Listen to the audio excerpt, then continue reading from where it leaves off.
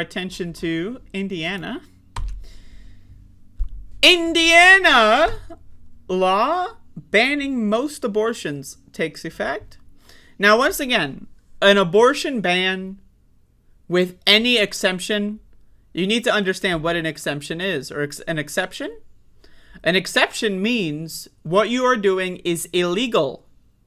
It is illegal unless you can prove beyond the shadow of a doubt that you would have died or whatever. That is what an exception is, right? It reverses the innocent until proven guilty to guilty until proven innocent, right? So that is why these exceptions don't mean anything, because you will go to court. If you have an abortion in Indiana, or if you're a physician and you supply an abortion to somebody, you will go to court. It might take a year. It might take 2 years.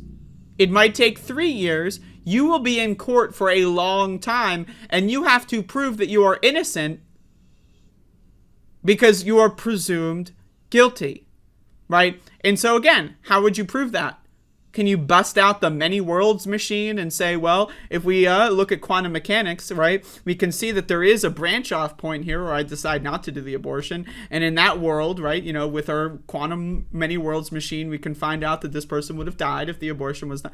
No, we don't live in that universe where we have access to that machine. And so what do? You just hope that the jury, right, has someone with an IQ above 6. And if not, boom, you're in jail.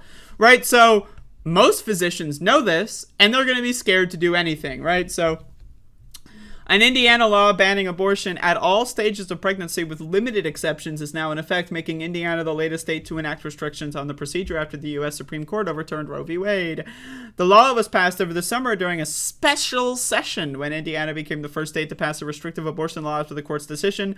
The law provides exceptions to save the woman's life, prevent any serious health risk to the woman, or for lethal fetal anomalies up to 20 weeks post-fertilization. The language, at least post-fertilization, it's just... Anyway, but again, how do you prove that? Prevent serious health risk? What's a serious health risk? What is that? What's a serious health risk? Like, I don't know, what if you're gonna hemorrhage? And how much hemorrhaging, like, becomes serious? Like, what if it's mild hemorrhaging? What if there's, like, a cancer that's developing? What is a serious... How do you define that? Is serious health risk defined anywhere in this law? No. It's just, oh, well, maybe if it's a serious health risk. It's up to you to prove that in court. And again... Most physicians are going to look at that and they're going to go, I'm not getting anywhere near this. Under the law, abortion clinics are no longer state licensed facilities and cannot provide abortions. The law now requires that all abortions be performed in a licensed hospital or an ambulatory outpatient surgical center, majority owned by a licensed hospital. Abortion providers who violate the law are subject to a criminal penalty of 6 years in prison and $10,000 fine. Medication abortion is already prohibited in the state after 8 weeks of post-fertilization age. Again, post-fertilization, my God. Abortion providers and a nonprofit that operates a pregnancy resource center in the state filed a lawsuit last month. They argued that the law will infringe on Hoosier's right to privacy, blah, blah, blah. Again, they're basically just saying what I said. But this is the U.S. of A, folks. It's a great country. We have freedom in this country. Freedom and liberty.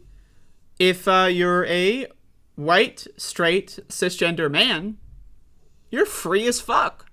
If you're literally like 60 to 70% of everyone else, it's apartheid state for you. You have less rights.